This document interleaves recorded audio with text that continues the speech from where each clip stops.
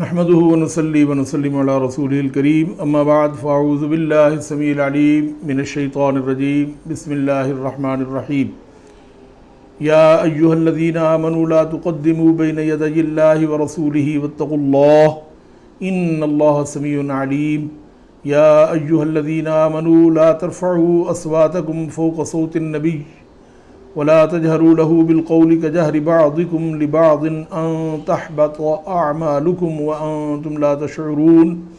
إن الذين يغضون أصواتهم عند رسول الله أولئك الذين امتحن الله قلوبهم للتقوى لهم مغفرة وأجر عظيم صدق الله المولانا العظيم۔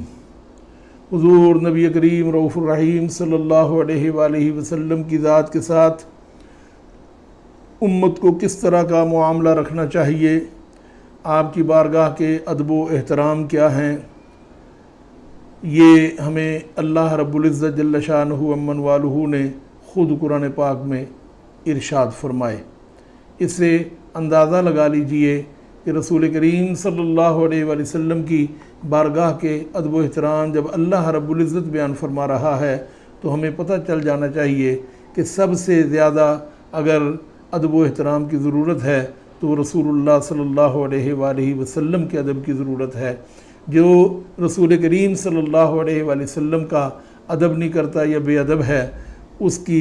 نہ دنیا بہتر ہے نہ آخرت بہتر ہے، بلکہ وہ اللہ رب العزت کے عذاب کا مستحق ہے۔ سورہ حجرات کی پہلی چند آیات میں نے آپ کے سامنے پڑھی ہیں، ان کا ترجمہ سماعت فرمائیں کہ اللہ رب العزت نے ارشاد فرمایا، اے ایمان والو، اللہ اور اس کے رسول سے آگے نہ بڑھو۔ کسی بھی کام میں اللہ اور اس کے رسول سے آگے بڑھنا یعنی اللہ کے احکامات سے آگے بڑھنا یا رسول اللہ صلی اللہ علیہ وآلہ وسلم کے حکم سے آگے بڑھنا، ان کی مرضی کے بغیر کوئی کام کرنا، یہ اللہ رب العزت کو سخت ناپسند ہے۔ اس لیے فرمایا لا تقدموا بین یدی اللہ ورسولہ واتقوا اللہ، اور اللہ تعالیٰ سے ڈرو، اللہ رب العزت یقیناً سنتا ہے اور جانتا ہے۔ پھر فرمایا اے ایمان والو، اپنی آوازوں کو اونچی نہ کرو اس غیب بتانے والے نبی کی آواز سے، اور ان کے حضور بات چلا کر نہ کہو جیسے آپس میں ایک دوسرے کے سامنے چلاتے ہو کہ کہیں تمہارے عمل برباد نہ ہو جائیں اور تمہیں خبر ہی نہ ہو۔ اللہ اکبر، یہ ایسا زبردست حکم ہے کہ جب یہ آیا تو صحابہ کرام رضوان اللہ تعالی علیہ مجمعین اس طرح باتیں کرتے تھے کہ ان کی آواز ان کے پاس بیٹھے ہوئے لوگوں تک نہیں پہنچتی تھی۔ وجہ کیا ہے کہ رسول اللہ صلی اللہ علیہ وآلہ وسلم کے ادب کو سب سے زیادہ اگر کسی نے جانا سمجھا تو وہ صحابہ کرام کی ذات بابرکات ہے۔ بلکہ کئی مرتبہ تو کسی صحابی کو رسول اللہ صلی اللہ علیہ وآلہ وسلم کو کہنا پڑتا تھا کہ اونچی آواز سے بات کرو، اب آواز کم آ رہی ہے۔ تو یہ ادب و احترام تھا، اور اس میں خطرہ کیا ہے؟ جس کی آواز نبی کی آواز سے اونچی ہوئی، اللہ رب العزت فرماتا ہے ایسا نہ ہو کہ تمہارے عمل برباد ہو جائیں اور تمہیں خبر نہ ہو۔ یہ بڑی سخت بات ہے، کیونکہ اگر کسی سے غلطی ہو جائے تو وہ معافی مانگ لیتا ہے،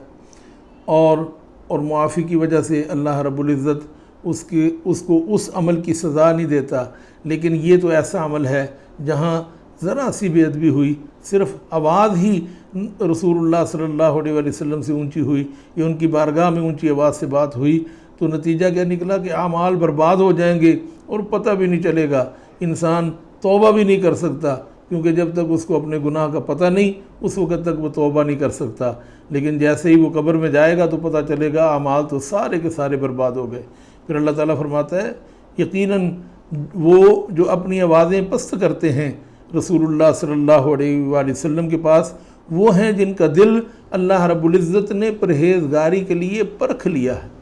یہ صحابہ کرام رضوان اللہ تعالی علیہ مجمعین کی تعریف ہے کہ رسول اللہ صلی اللہ علیہ وآلہ وسلم کی بارگاہ میں جو ادب و احترام کے ساتھ پیش آتے ہیں، اپنی آوازوں کو پست رکھتے ہیں، وہ ان کو اللہ رب العزت نے پرکھ لیا ہے، اور ان کے لیے اللہ رب العزت فرماتا ہے ان کے لیے بخشش اور بڑا ثواب ہے۔ صحابہ کرام نے اس پر عمل کیا۔ حضرت سیدنا انس بن مالک رضی اللہ تعالیٰ عنہ سے روایت ہے کہ جب یہ آیہ مبارکہ یا ایھا الذین آمنوا لا ترفعوا اصواتکم فوق صوت النبی